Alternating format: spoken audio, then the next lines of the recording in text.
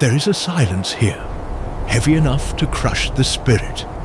It is not merely the absence of noise, it is the absence of life. In the far north of Yakutia, winter is not a season. It is a landscape, a living, breathing entity that swallows the world in white. Here, the thermometer does not measure the weather, it measures the danger.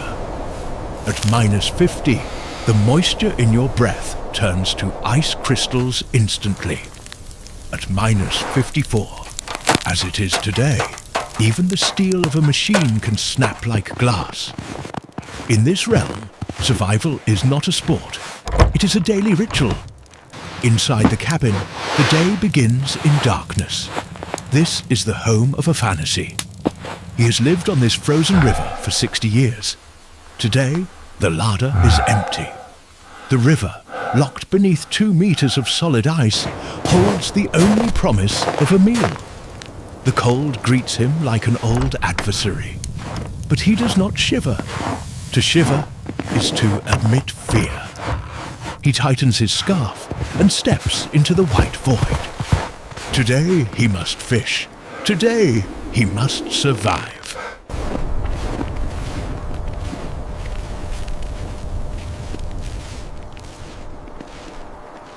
He is not alone. His grandson, Spiridon, travels with him.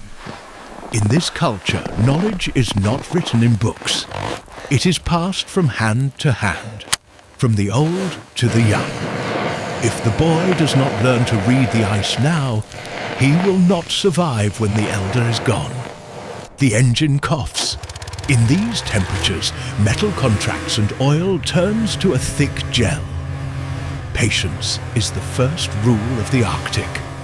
The frozen river is their road, a tomb of ice, silent and deceptive. Afanasy watches for subtle changes in color, cracks that could swallow the machine whole. They stop at a hidden mark in the middle of nowhere. The work begins immediately. You cannot stand still at -54. Spiridon drills into the blue granite of the ice.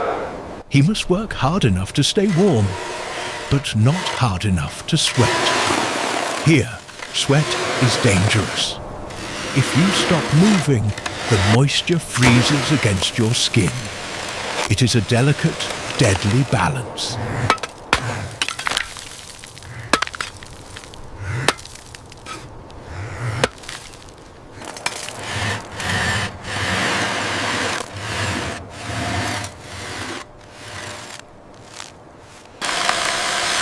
The river breathes. As the auger punches through, steam explodes into the freezing air, clashing with the liquid warmth of the deep. Afanasy pulls the net by hand. It is a game of memory played in the dark water. As the wet rope hits the air, it freezes instantly, turning into a stiff, jagged wire. Then, a flash of silver, a pipe, a berber, pulled from the darkness into the blinding white light. On the ice, the transition is brutal. They flop once, twice, and then stillness. Within minutes, the fish are frozen solid, stiff as wood, preserved perfectly by the cold. This is the harvest of the north. There are no supermarkets here. These 3 fish represent heat and life for the family. They cover the hole with snow to keep it from sealing completely. The catch is secured. The cycle continues.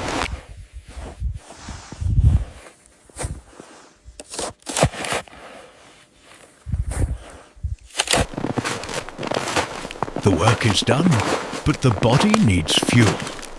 They move to the tree line to build a fire, the only god worshipped in the taiga. Without it, man is just soft flesh waiting to freeze. As the flames rise, the tension of the cold releases, just a fraction. They fill a black iron pot with snow. But before the soup, there is the tradition of Stroganina. Raw, frozen fish, shaved into thin, curling ribbons. Spiridon eats it immediately. The texture is like shaved ice, but as it melts on the tongue, it reveals the rich, fatty taste of the river. It is pure energy. It cools the mouth but warms the blood. Then the hot broth. They sit on reindeer skins within the circle of warmth. Outside the circle is death.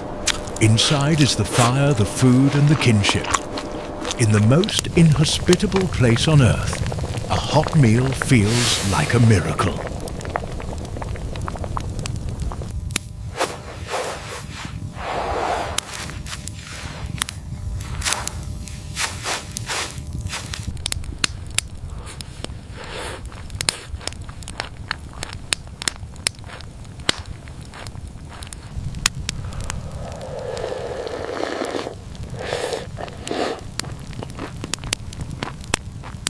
The light fails.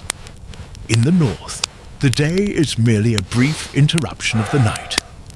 As the fire dies, the cold rushes back in, reclaiming the space instantly. They must move. The journey home is a gamble. The wind picks up, whipping the snow into a ground blizzard.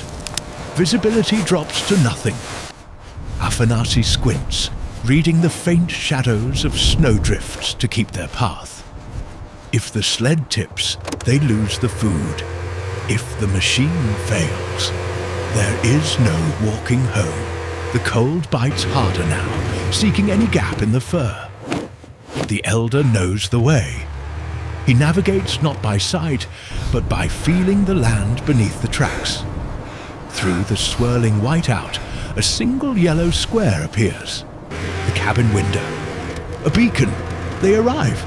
The engine cuts, and the silence returns. But this time, it is the silence of safety.